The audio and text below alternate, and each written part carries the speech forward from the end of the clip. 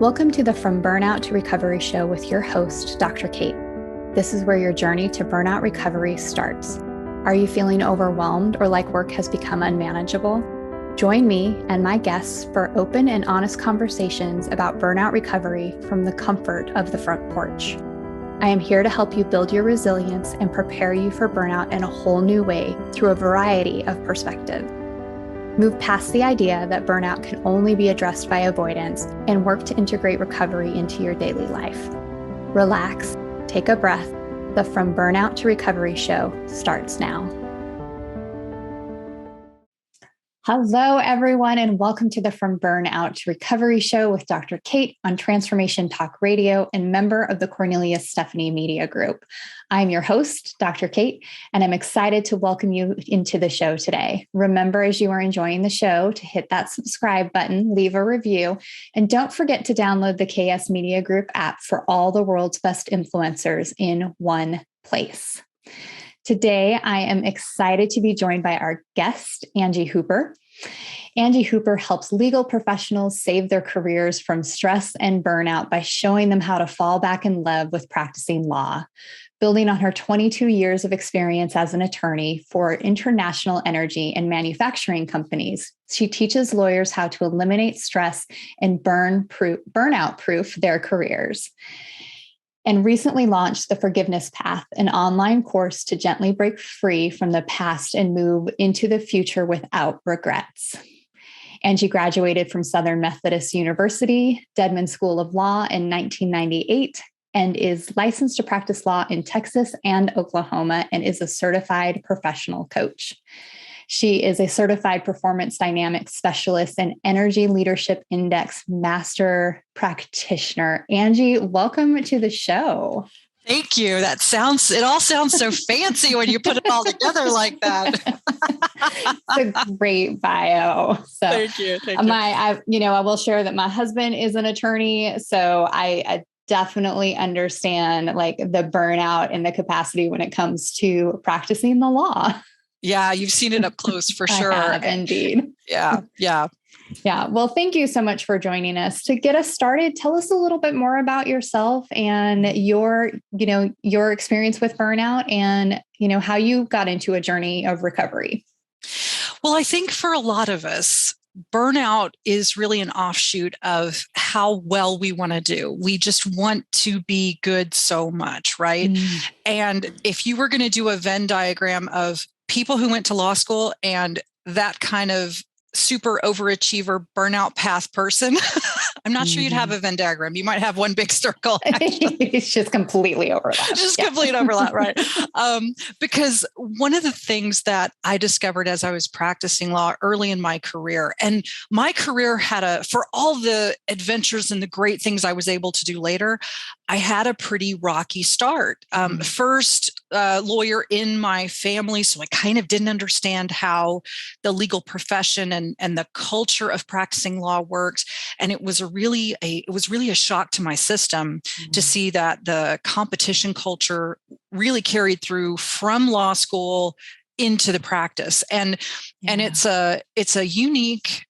I think it's a unique attribute of lawyers that you see it in commercial situations also, where people can be so collegial and so competitive at the same time. But it creates this real situation where we don't always feel safe, because even when we're reaching out and asking for help or looking for mentoring or looking for support, there's still that, and I'm also competing with that person. So it really creates almost a hyper awareness of what you look like and what you're doing and how well you're performing. And so that was kind of the first step into my burnout and recovery path, was acknowledging that was sort of the fishbowl I was swimming in. That's what the water was. So I think that acknowledgement piece is one of like the first keys in that aspect. Were there other things that were indicators for you that you were in a burnout place? Yeah, it was really when it came to feeling the disconnect between who I thought I was supposed to be and how I really wanted to be at work. And where that came to a head was I'm going to say I was lucky enough to be part of this. And when I tell you the story, you'll be like, that sounds like special luck. I'm not sure that sounds like good luck. But early in my career, like I said, I had kind of a rough start because I ended up at a law firm that really law firm life was not for me on the one hand. And it was really a sink or swim kind of place. And so I ended up in-house at a big energy company early in my career. Still a baby lawyer, kind of had like no business, getting this great job.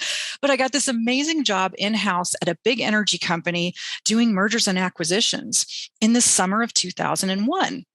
Now, it just so happens, if we all kind of remember what was going on in the fall of 2001, I'd been in that job about 90 days. We had the 9/11 attacks on the World Trade Center and the Pentagon, which threw the financial markets and the country into chaos. We had also, because of our industry, if you remember the Enron scandal. So for those that don't remember, there was a big energy company based out of Houston that was basically cooking the books. And when that all was discovered by a reporter, it sent shockwaves through the energy industry as well. And we had contracts with them. It was kind of a big mess.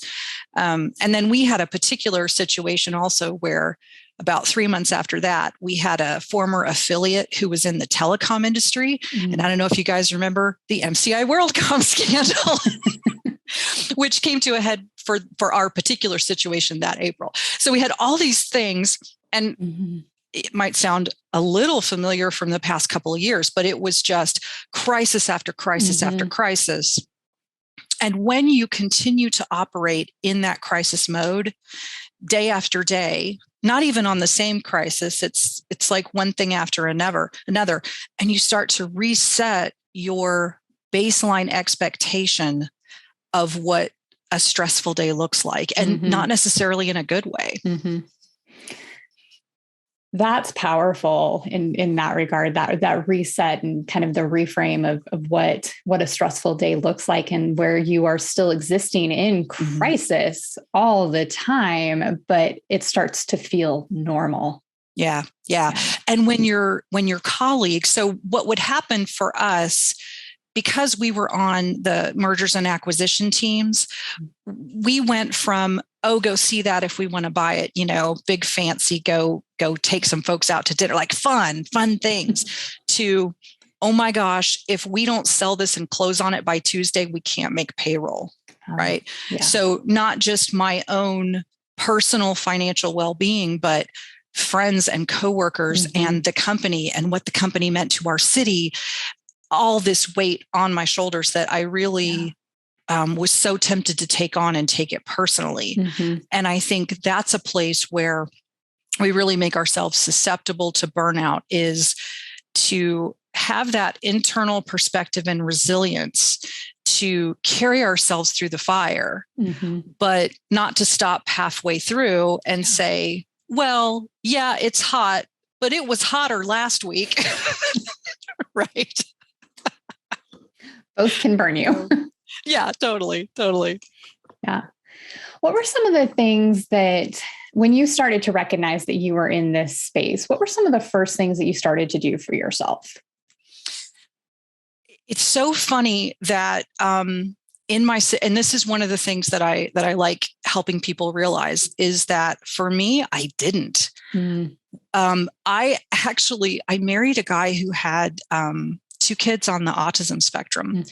And so my path out of burnout was through that doorway of, I want to help them. And it just so happened that one of the home-based play therapy interventions that we learned to help them required personal introspection, right? So isn't it funny that things that we won't do for ourselves, we'll do for somebody else? Yeah. Especially if you're in that super overachiever helper category, right? Yeah. So lawyers, medical folks, anybody who's in a helping profession, we get that. We will do so much for other people that we won't do for ourselves.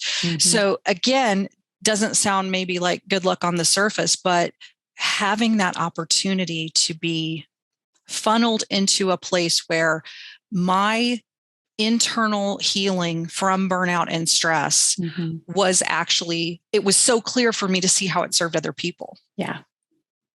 What's funny about that is that's true for all of us, right? For all of us, when we take care of that, when we find a way to recover from that numbness of the burnout and reconnect to our feelings and reconnect to our joy, it has tremendous beneficial effects on everybody around us, not just our own enjoyment. So for some of us, that's the doorway in is, you don't have to do it for yourself, even though you're totally entitled to. You're really doing it for other people also, because they benefit. People who love us benefit when we're in good shape. Yes, absolutely. They definitely do.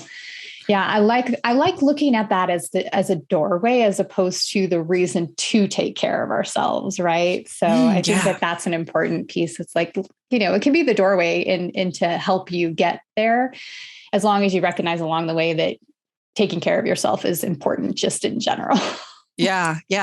And it's really funny how it will sometimes classify that as a luxury instead of a need, or if we were going to be really bold, we might even say a human right.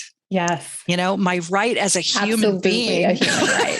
is to feel good and be joyful and have some times in my day where I'm mentally stimulated, physically stimulated, intellectually, joyfully, like I, when my work starts to feel like play instead of, well, I have to do this thing and then I get to go, if I eat my vegetables, then I get ice cream. Like that's not a very good life strategy. Yes. Right. Instead, it should be joyful and playful and interesting and fun. Yeah. What are some of the things that you do for yourself now to, keep yourself in that space of joy? It's really kind of a funny thing that I do for myself because it sort of felt naughty at first, right? And it's my morning coffee ritual because, things go in and out of fashion, right? Like eggs were bad for us. Eggs are good for us. Coffee's bad for us. Coffee's good for us. Like it's all over the place, right? Yeah. And, but it's not so much the beverage itself as it is the moment where I'm paying attention to the espresso coming out of the machine and the fragrance of it, the frothing the milk, using I have different like special cups that I like, and I'll it's almost like like if you've got like a pair of shoes that you wear when I'm like, today I'm powerful, today I'm this, today I'm that. I have cups like that. So today or if the cup is from a place, then I'll say, today I'm going to be in a Lisbon frame of mind. Somebody's my Lisbon mud, right? And so part of that ritual is a tangible way to stay present and start my day off with a little luxury. And that can a lot of times lead to a little daydream. I'm a big fan of a little daydream to start the day, because that's when we get our good ideas, but that's when our dreams sneak in, right? The thing that we don't really want to admit that we want, or we haven't given ourselves permission to have that bigger dream, it'll sneak in those little moments where you're just sitting outside, listening to the birds chirp, drinking your coffee. I love hearing about that ritual. That's awesome. I also have like coffee mugs that I love, like the coffee mugs that have phrases and things like that. One of my favorites is that it's a mug that says "Cup of Ambition." And so I like that on Monday mornings to just get me going. My other favorite is "You are a badass. Keep that shit up." That's awesome. I have one. I have a cup of courage. I have one of those. And I bought one for my sweetie that's got a squirrel on it, and it says "Kick today in the nuts." I love it. It's got little acorns on it. So yeah, sometimes I just give him that one. I'm like, go get him, baby. You got this. Yes. I love that aspect. And I love the concept of daydreaming and how important that is for us. Often, I talk to folks about like future gratitude. And I think that daydreaming part is a big part of it, because we know that our bodies don't recognize the difference between, like, the feeling is the feeling and our body recognizes the feeling. And even if it hasn't happened, if you're daydreaming about it, you still get that emotional reward. Yeah. And you get to try it out before you like commit in the physical world, right? Yeah. And the other thing that it does for us is it gives us an alternative to worry and catastrophizing, however we want to say that word, because we spend a lot of time during the day doing that. Yeah. Particularly if we're in a high stress, whether that's like an acute stress, like a crisis, or if it's, a lot of folks right now are struggling with, I've had a stressful 2 years. And so when I sit, I'm waiting for the shoe to drop. Well, that's a daydream in itself. And if we can be intentional about what's another way that might unfold, right? Or to imagine something fun or something interesting or curious happen, what would be an adventure? Then we can really start to get in the habit of having that creative, playful daydream instead of, oh, golly, I wonder what's next. Yes. Yeah. I have a great coach who is, she says that when you start to get into that place of like, oh, what's going to happen next, or, or the worry and cycle and those kinds of things, to instead ask the question of how much better can it get? That's a great and focusing question. on that. I love that question. I'm a big fan of asking questions like that, even if you can't quite connect it to optimism and joy, like ask it anyway. There were, when I was working in the big office tower downtown for the big energy company, I had a beautiful drive down by the river here in Tulsa. And I would sometimes get to a certain curve in the road and I would take one hand off the wheel and I would shake my fist and I would say, I can't wait to see the good that's going to come out of this. Like sort of daring life to give me a good answer. Bring it to me. Bring it to me. Oh, you think this is going to be good? Everybody, testing the proposition that everything works out for my highest and best good. And it was okay that I asked it in an angry, sort of defiant way. Right? Like, prove it to me, prove to me the universe is benevolent. And every time that question was answered with a yes. I love that. So a lot of our listeners are here because they're I think they're starting to experience burnout. They're interested in hearing other perspectives and how other people managed it. If they were sitting in front of you, what would you tell them right now? I would tell them that one of the most powerful things that you can do is to stop trying to think your feelings. If we could think our feelings, we would call them thinkings, right? So when when we have the courage to feel it, and we think it's going to be so big, it's going to last forever, right? But take that 2-minute window and give yourself permission to feel it, to be angry, to be sad, to be hurt, to feel betrayed. Just feel it, get the message from it, and it will fade. Once you've heard yourself, once you've acknowledged the feeling, it almost begins immediately to fade as soon as that feeling has delivered the message, it's there. So stop trying to think your feelings and don't be afraid to feel it. Oh, that is powerful. Yeah. Don't get out of the thought, feel the feels. Feel the feels. Yeah. Feel the feels. Yeah. Don't think the feels. Yeah. And I love that. If we don't call them thinkings. Yes. This has been amazing. I am loving the piece about, daydream and listeners, get yourself a sassy coffee mug if you don't have one yet to kickstart your day and in those pieces. Angie, what is one additional piece of advice that you would offer our listeners? Sometimes when we're through the crisis, we will hang on to a piece of it because we think that's what keeps us safe. I'm going to see it coming next time. And we leave a part of ourselves back in that past event. And it's really what has turned into my work teaching people the skill set of forgiveness. We think it's airy-fairy, woo-woo. It is a skill set that you can learn. Important. Yeah. And so beginning with that first step of saying, how would my life be different if I called myself back from that past event? And instead of this one moment being the moment that defined me? What if this one moment was my doorway to greatness? Oh, gosh, that is incredibly powerful. Yeah. Call yourself back from that moment. You don't have to stay in that crisis. Yeah. Bring yourself back. Bring that piece of you back. I adore that. Angie, thank you so much for being on the show. If our listeners would like to connect with you, where is the best place to find you?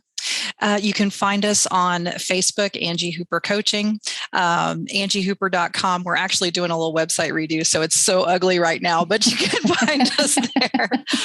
If they would like to book time with me to talk about how I can help them, they could go to angiehooper.com/apply, and that will take them into my calendar to book a time to talk to me.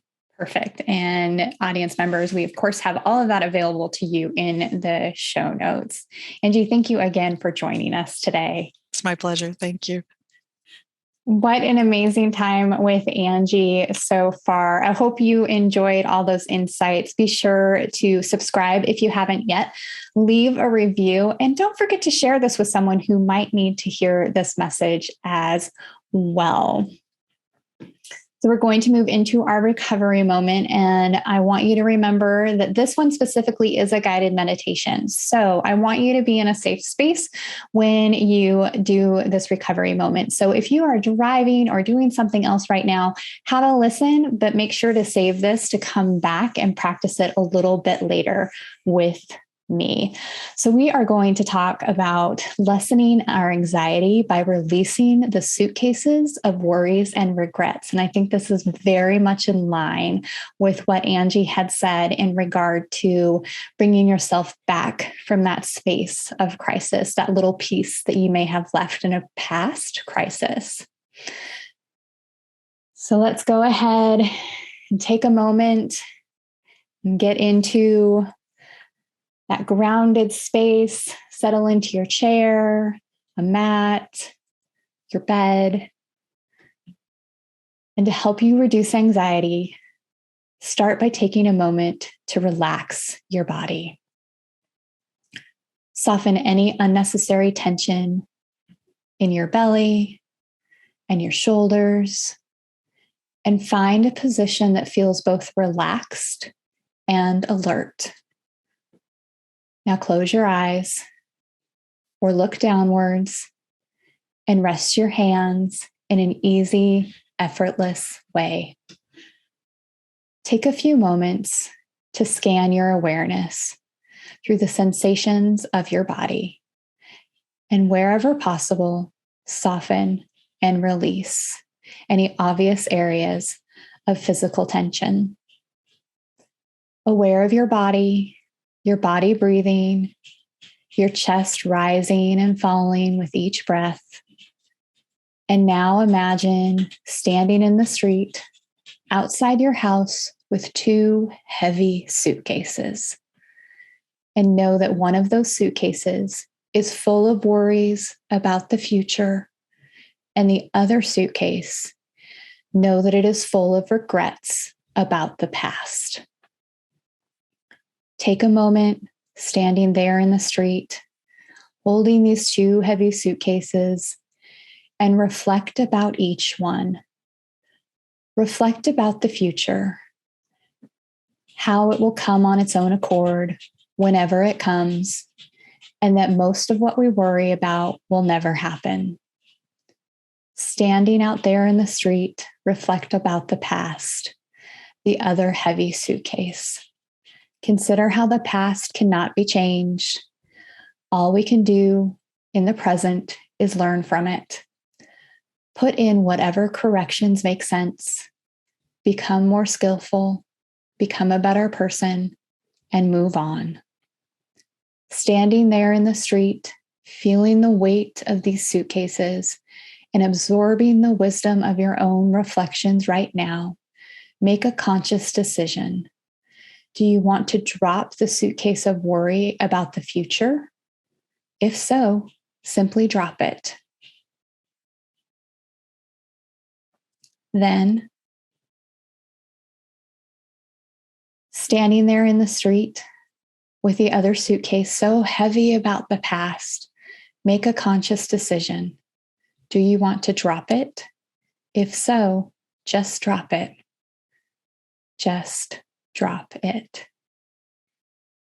And as soon as you have dropped the 2 suitcases, walk into your home and take a seat right where you are and plop down, so relaxed, like someone coming home from a long trip, dropping suitcases and just relaxing, rested in the present, just breathing, resting in the natural well-being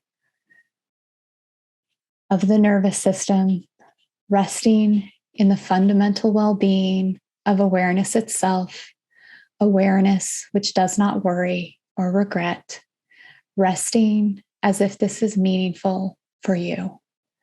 Allow yourself to simply rest, feeling a sense of peace, of joy, of well-being, a natural happiness, always your true home without carrying heavy suitcases of worries about the future or full of regrets about the past.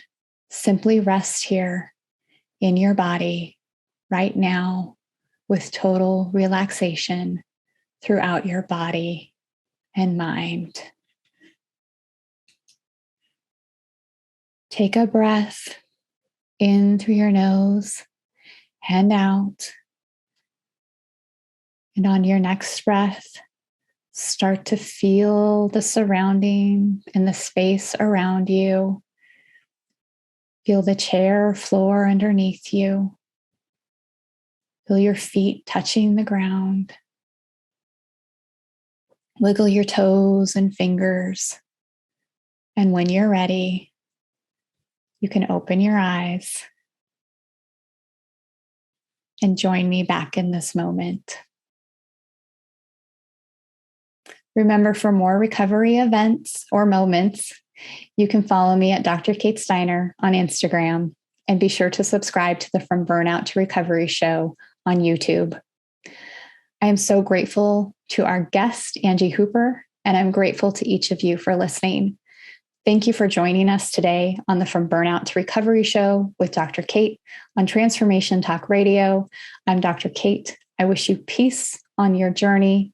Thank you for joining me on the front porch today. Remember, you can download your free Burnout to Recovery Reflection Journal on my website, drkatesteiner.com. Be well, my friends.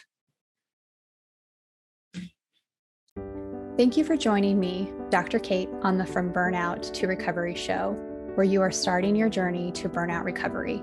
You are invited to join me on the front porch every second and fourth Friday of the month on transformationtalkradio.com to continue growing in resilience and integrating recovery into your daily life.